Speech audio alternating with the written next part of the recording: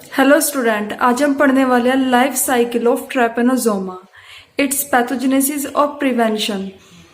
जैसे मैंने पहले बताया था कि ट्रैपेनोजोमा डाइजेनेटिक होता है, मींस इसकी जो लाइफ साइकिल होती है दो होस्ट में कंप्लीट होती है, primary host and secondary host. Primary host में ह्यूमन बींग्स आ जाते हैं, एनिमल्स हो जाते हैं, एंड सेकेंडरी होस्ट में सीसी फ्लाई, ग्लोसिना पैल्पलिस हो जाती है। तो पहले हम पढ़ेंगे life cycle in man.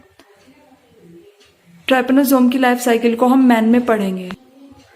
Life cycle in man, सबसे पहले हम इन्फेक्शन पढ़ते हैं। ह्यूमन बींग्स में पाए जाने वाले ट्रैपेनोजोम ग्लोसिना पैल्पलिस स्पीसीज की फ्लाई के थ्रू एक होस्ट से दूसरे होस्ट में पहुंचते हैं। फिर इसके बाद क्या होता है, जो इन्फेक्टेड सीसी फ्लाई होती है उसकी लार्वा ग्लैंड में ट्रैपेनोजोम मेटासाइक्लिक स्टेज में होता है। जो फ्लाई होती है ब्लड को शक करते टाइम पे मेटासाइक्लिक ट्रैपेनोजोम को ह्यूमन बींग्स के ब्लड में एंटर करा देती है। ह्यूमन बींग्स के ब्लड में एंटर करने के बाद ये वहां पे जाके लार्ज और सिलेंड्रिकल फॉर्म में चेंज हो जाते हैं और फिर अपनी सीलिया की हेल्प से ब्लड प्लाज्मा में तैरते हैं। ये सीलिया की हेल्प से ब्लड प्लाज्मा में तैरते हैं। फिर इसके बाद क्या होता है कि फिजन के थ्रू इनका मल्टीप्लिकेशन होता है। मल्टीप्लिकेशन होने के बाद अगर होस्ट की बॉडी से पैरासाइटिक के थ्रू ग्लूकोज का एब्जॉर्प्शन नहीं हो पाएगा तो मल्टीप्लिकेशन यहीं पे रुक जाएगा। अगर होस्ट की बॉडी से पैरासाइट जो होंगे वो ग्लूकोज का एब्जॉर्प्शन नहीं करेंगे तो मल्टीप्लिकेशन यहीं के यहीं रुक जाएगा और यह स्मॉल जो ट्रैपेनोजोम होंगे ये स्मॉल और थिक हो जाते हैं और ह्यूमन बींग्स की बॉडी में ज्यादा टाइम तक जीवित नहीं रह पाते हैं अगर इन्होंने होस्ट की बॉडी से ग्लूकोज का एब्जॉर्प्शन नहीं किया तो हमने लाइफ साइकिल मैन की जो थी वो कंप्लीट हो चुकी है। अब हम नेक्स्ट जो पढ़ेंगे वो फ्लाई के अंदर पढ़ेंगे कि इसकी लाइफ साइकिल को।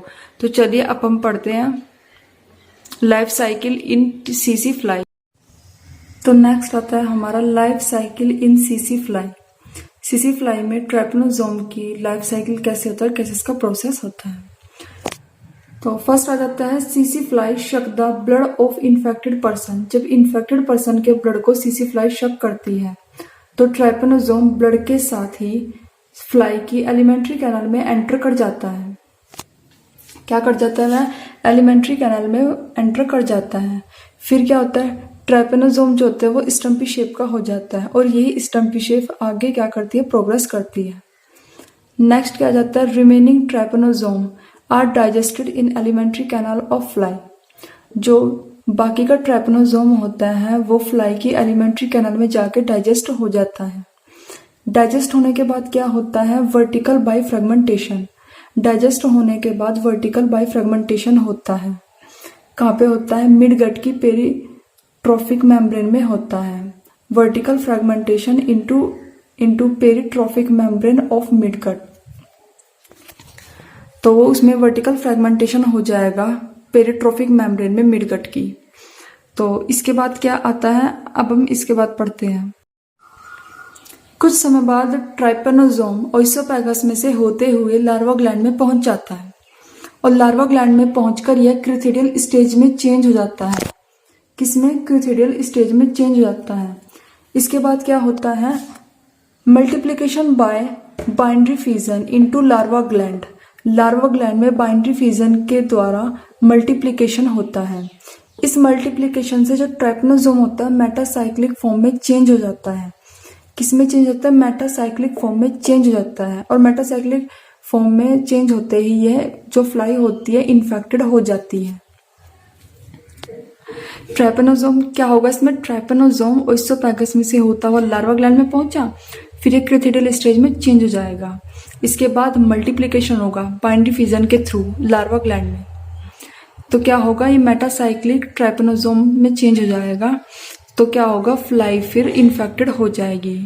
जो ये सीसी फ्लाई होती है ये इनवर्टिब्रेट होस्ट होती है जिसका नाम होता है, साइंटिफिक नेम होता है ग्लोसिना पैल्पलिस। तो हमने लाइफ साइकिल मैन में वर्टिब्रेट होस्ट में और इनवर्टिब्रेट होस्ट में दोनों में हमने पढ़ लिया।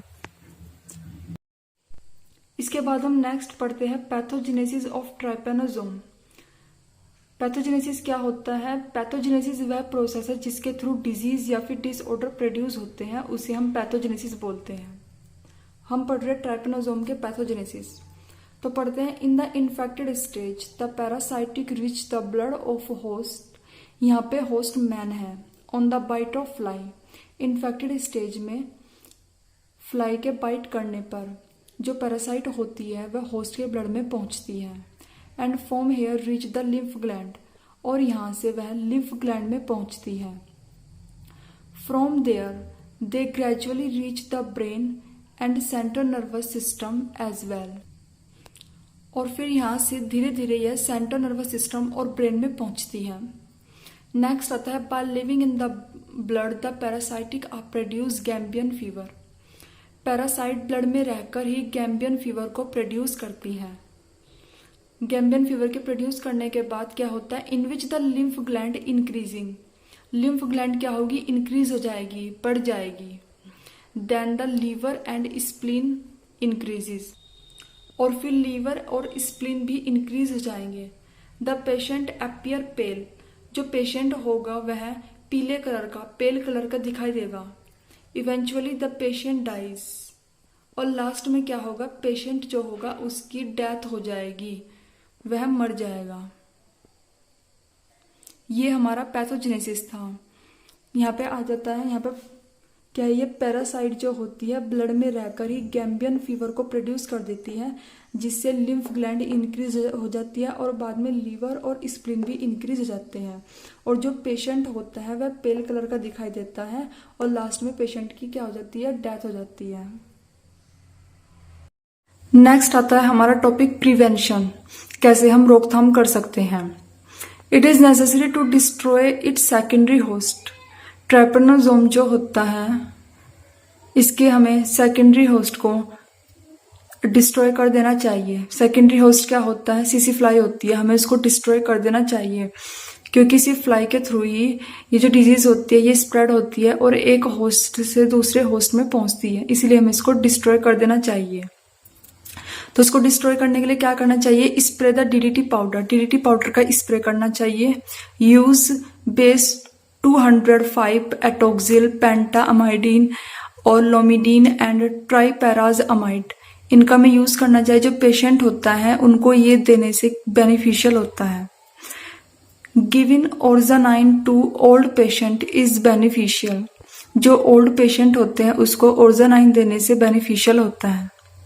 फोर्थ पॉइंट आता है हमारा, the grasses on the shore of the river should be destroyed. जो नदी के किनारे पर ग्रासेस होती है, झाड़ियां होती हैं, उसको हमें डिस्ट्रॉय कर देना चाहिए, क्योंकि यहाँ पे जो ये फ्लाई होती है ये बहुत ज्यादा पाई जाती है।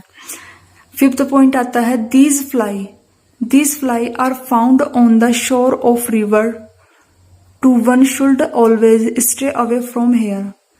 जो ये फ्लाई होती है यह नदी के किनारों पर ज्यादातर पाई जाती है, तो हमें वहां से दूर रहना चाहिए।